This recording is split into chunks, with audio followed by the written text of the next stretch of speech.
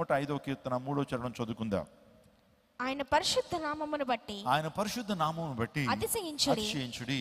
యెహోవాను వెదుకువారు హృదయమందు సంతోషించుదురు గాక. దేవుని వెదికేటువంటి వారు హృదయమందు సంతోషిస్తారట. హృదయమందు ఆనందం. అపోస్తలుడైన పౌలు చూడండి, హృదయమునందు ఎంత సంతోషించాడు. ప్రభునందు ఆనందించుడి, మరలా చెప్పుదును ప్రభునందు. ఫిలిప్పీయులకు రాసిన పత్రిక 4వ అధ్యాయంలో 13వ వచనంలో ప్రభునందు ఆనందించుడి, మరలా చెప్పుదును ప్రభునందు ఆనందించుడి. Rejoice in the Lord, again and again I'm saying rejoice. Philippi సంఘంతో అపోస్తలుడైన పౌలు మాట్లాడుతున్నాడు, సంతోషంగా ఉండండి, ప్రభువులో మనకు సంతోషం ఉంది. లోకం మనకి ఇచ్చేటువంటి ఆనందము, శాంతి తాత్కాలికమైనదే. ఒక మంచి మూవీని నువ్వు చూడటం ద్వారా నువ్వు పొందుకునేటువంటి ఆనందము ఆ మూవీ ఉన్నంతసేపు. సినిమా హాల్కి వెళ్తారు చాలామంది, ఆ 3 గంటలు ఏదో ఆనందంగా ఉన్నట్టు కనబడతారు, బయటికి రాగానే మరలా మన జీవితాలు యథావిధిగానే ఉంటాయి. కానీ ప్రభు దగ్గర దొరికేటువంటి ఆనందము అది సంపూర్ణమైన ఆనందం. ప్రభు దగ్గర దొరికేటువంటి ఆనందము అది నిత్యమైనటువంటి ఆనందం.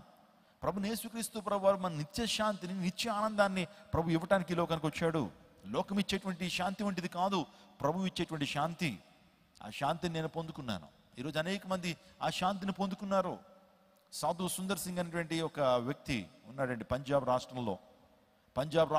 సాధు సుందర్ సింగ్ అనేటువంటి వ్యక్తి చిన్నప్పుడు స్కూల్కి వెళ్తే మిషనరీ స్కూల్ కాబట్టి ఆ స్కూల్లో బైబిల్ ఇచ్చారు. అయ్యా, బైబిల్ అనేది మత పుస్తకం కాదయ్యా, మీ జీవితాన్ని వెలిగించేది సత్యవేద గ్రంథం. ఈ గ్రంథాన్ని అనుసరిస్తే ఒక వ్యక్తి నిత్య జీవాన్ని, నిత్య సంతోషాన్ని, తన జీవితంలో ఉన్నతమైన స్థానానికి వెళ్తాడని స్కూల్లో ఆ బైబిల్ గ్రంథాన్ని ఇస్తే, మరి ఎందుకో తెలియదు ఆ బైబిల్ని కాల్ చేశాడండి. మరి ఎవరు తన హృదయంలో ఆ బీజాలు నాటారో తెలీదు. చాలా పుస్తకాలు ఇంట్లో ఉన్నాయి, బైబిల్ కూడా ఉంచుకుంటే ఏంటి ప్రాబ్లం? ఆ బైబిల్ కాల్ చేశాడు. కాల్ చేసి ఎక్కడన్నా క్రైస్తవ సమావేశాలు జరుగుతుంటే అక్కడికి వెళ్ళి డిస్టర్బ్ చేయటం.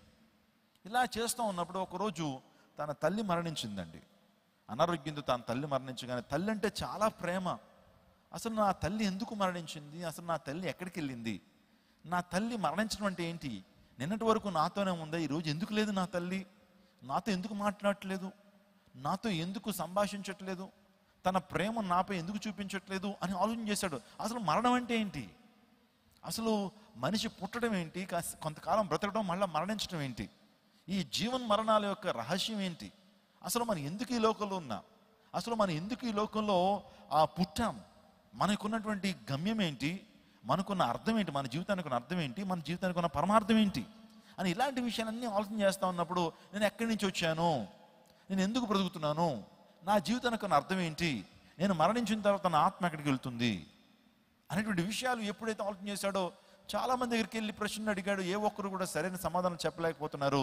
మరణం తర్వాత జీవితం మాకు తెలియదు, అసలు ఎక్కడి నుంచి వచ్చామో మనకు తెలియదని పొంతం లేనటువంటి సమాధానం చెప్పేటప్పటికీ తన జీవితంలో నిజంగా హృదయం అంత సంతోషం, పీస్ లేదు, ఆనందం లేదు, ఏదో సంతృప్తి లేనటువంటి జీవితాన్ని జీవిస్తున్నప్పుడు ఒకరోజు అనుకున్నాడు, నేను వారిని వీరిని అడగటం కాదు, నన్ను సృష్టించిన సృష్టికర్తను అడుగుతానని చన్నీళ్ళ స్నానం చేసి తన ఇంట్లో ఒక కమిట్మెంట్ తీసుకున్నాడు. ఈ రాత్రి కాల సమయంలో దేవుడు గనుక నాకు ప్రత్యక్షం కాకపోతే, సృష్టికర్త నాకు ప్రత్యక్షం కాకపోతే నేను ఈ జీవితాన్ని ముగించుకుంటాను, విరమించుకుంటాను అని తీర్మానం తీసుకున్నటువంటి ఆ వ్యక్తి ఆ రోజు రాత్రి దేవుని సన్నిధిలో నిజంగా దేవుడు ఎవరో తెలియదు కానీ పిలుస్తున్నాడు, సృష్టికర్త అని పిలుస్తున్నాడు. కొన్ని గంటల తర్వాత దేవాది దేవుడు యేసుక్రీస్తు ప్రభువారు తన గదిలో ఆయన ప్రత్యక్షమయ్యాడు. స్తోత్రం చెప్పండి, హల్లెలూయా. తన గదిలో తనకు ప్రత్యక్షమయ్యి ప్రభువారు చెప్తున్నారు, నేనే మార్గమును, సత్యమును, జీవమును, నేనే సృష్టికర్తను, నేనే దేవుణ్ణు అని ఎప్పుడైతే చెప్పగానే ఆ క్లారిటీ తనకు వచ్చింది. ఆ రోజు నుంచి కూడా సంతోషంగా జీవించగలుగుతున్నాడు. తనకు ఆహారం ఉన్నా లేకపోయినా, తనకు వస్త్రం ఉన్నా లేకపోయినా, తనకు నిద్ర ఉన్నా లేకపోయినా, సరైన వసతులు ఉన్నా లేకపోయినా ప్రభువులు ఆనందిస్తున్నాడు. ఎందుకంటే తన గమ్యము ప్రభు రాజ్యం అని తెలుసుకున్నాడు. సాధు సుందర్ సింగ్ అనేటువంటి గొప్ప దైవజనుడు టిబెట్, హిమాలయ ప్రాంతాల్లో అద్భుతమైన పరిచయం చేశారు. మీరు చూస్తున్నటువంటి దైవజనుడు. ఆయన దేవుణ్ణి చూశాను, యేసుక్రీస్తు ప్రభు యొక్క దర్శనం నాకు కలిగిందని పంజాబ్ రాష్ట్రంలో హిబ్బర్ట్ జనరల్, నేను ఈ యొక్క న్యూస్ పత్రిక పేరు కూడా చెప్తున్నాను, హిబ్బర్ట్ జనరల్ అనేటువంటి న్యూస్ పత్రిక కూడా ఆ వ్యక్తి ఒక లెటర్ రాశాడండి. నేను దేవుణ్ణి చూశాను, యేసుక్రీస్తు ప్రభు వారు నాకు దర్శనం ఇచ్చారు. ఇట్ ఈస్ నాట్ అన్ ఇల్యూజినేషన్, ఇది భ్రమ కాదు, ఇది భ్రాంతి కాదు. ఇట్స్ నాట్ అన్ ఎలిజినేషన్, ఇది హెలిజినేషన్ కాదు, నేను నిజంగా చూశానని చెప్పి ప్రభు ప్రభు యొక్క సువార్త సేవలో అద్భుతంగా వాడబడ్డాడండి. సొంత తల్లిదండ్రులు, లేకపోతే సొంత తండ్రి, మామయ్యలు వీళ్ళందరూ కూడా అన్నంలో విషం కలిపెట్టారండి ఈయనకి. ఎందుకు తెలుసా? యేసు ప్రభు నమ్ముకున్నాడనేటువంటి ఒకే ఒక కారణంతో వీడిని చంపేయాలనే ఉద్దేశంతో పిలిచి భోజనంలో అన్నంలో విషం కలిపెట్టారు. కానీ బాధపడ్డాడు. నిజంగా కడుపంతా కూడా పెయిన్ స్టార్ట్ అయిపోయింది, నొప్పి ప్రారంభించబడింది. ఆ ప్రేగులన్నీ కూడా ఒక రకంగా చెప్పాలంటే ఆ విషయానికి ఏమవుతుందంటే అవన్నీ కూడా లోపల చాలా నొప్పి వస్తూ ఉన్నప్పుడు ప్రభు సన్నిధికి వెళ్ళి ప్రార్థన చేశాడు. అయ్యా, నా సొంత వారే నన్ను చంపడానికి చూస్తున్నారయ్యా, నా సొంత వారు నన్ను చంపడానికి అన్నంలో విషయం కలిపారు. నువ్వు అన్నీ చూస్తున్నటువంటి దేవుడు, ప్రభు నా జీవితంలో కార్యం జరిగించండి, నీ చిత్తమైతే నన్ను బ్రతికించండి అని ఎప్పుడైతే ప్రభు సన్నిధిలో ప్రార్థన చేయగానే 3-4 వాంతులు అయి మొత్తం విషయం అంతా కూడా బయటకు వచ్చేసిందట. స్తోత్రం చెప్పండి, హల్లెలూయా. నిజంగా సాధు సుందర్ సింగ్ తన జీవితంలో గొప్ప సంతోషాన్ని అనుభవిస్తాడు, ఆనందాన్ని అనుభవిస్తాడు. క్రైస్తవ ప్రపంచానికి అనేకమైన గొప్ప సందేశాలు అందించాడు. అతని జీవితం మనందరికీ కూడా మాదిరికరంగా ఉంది. నిజంగా దేవుని వెతికేటువంటి హృదయం అందు సంతోషిస్తారని దేవుని లేఖనం సెలవిస్తూ ఉంది. అందరికీ శుభవార్త.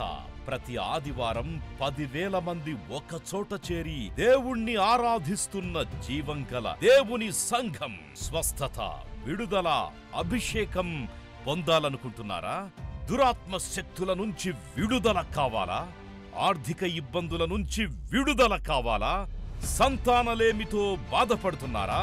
కుటుంబ సంక్షేమం కొరకు ప్రత్యేక ప్రార్థనలు కోరుకుంటున్నారా? శాంతి లేక ఆత్మహత్య చేసుకోవాలనుకుంటున్నారా? నిజమైన ఖచ్చితమైన వాక్యం చేత బలపడాలని ఆశిస్తున్నట్టయితే రండి. క్రైస్ట్ టెంపుల్ మీ కొరకే. ప్రతి ఆదివారం 4 ఆరాధనలు జరుగుతున్నాయి. మొదటి ఆరాధన ఉదయం 6 గంటలకు, రెండవ ఆరాధన ఉదయం 8 గంటలకు, మూడవ ఆరాధన ఉదయం 10 గంటలకు, నాల్గవ ఆరాధన సాయంత్రం 6:30 జరుగును. స్థలం Christ Temple, Mary Stella Indoor Stadium, Pantakaluva Road, NTR Circle, Vijayawada. ముఖ్య ప్రసంగికులు ప్రపంచ వ్యాప్తంగా వాక్యమునందించి కోట్లాది మందికి దీవెనకరముగా ఉన్న మన దైవజనులు రెవరెండ్ డాక్టర్ పాల్ ఇమాన్యుయల్ గారు మరియు నిస్సీ పాల్ గారు శక్తివంతమైన సందేశాలను అందించి ప్రతి ఒక్కరి కొరకు ప్రత్యేక ప్రార్థనలు చేయుదురు. హృదయాలను హత్తుకునే అద్భుతమైన స్తుతి ఆరాధన సాక్ష్యాలు, ప్రతి విశ్వాసిపై ప్రత్యేక శ్రద్ధ, గృహ దర్శనాలు, ఇంకా మరెన్నో. ప్రతి ఆరాధనలో 1000 మంది ప్రజలు పాల్గొంటూ ఆత్మీయముగా బలపడుచున్నారు. పాటలు, ఆరాధన, వర్తమానముల ద్వారా దేవుని ఆత్మీయ కార్యములు అనేకులు పొందుకుంటున్నారు. విజయవాడ చుట్టుపక్కల ప్రాంతాల నుంచే కాక 100 కిలోమీటర్ల దూరం నుంచి ప్రజలు వచ్చి ఆత్మీయ మేలులు పొందుచున్నారు. ప్రతి ఆదివారం హోలీ కమ్యూనియన్ సర్వీస్. దూర ప్రాంతము నుండి వచ్చు వారికి ప్రేమ విందు కలదు. కుటుంబాలతో రండి. దేవుడిచ్చే గొప్ప రక్షణ, స్వస్థత, అభిషేకాన్ని పొందుకొనండి. రండి, మీ దుఃఖము నాట్యముగా మార్చబడును. మరిన్ని వివరాలకు సంప్రదించండి 88 6276 777.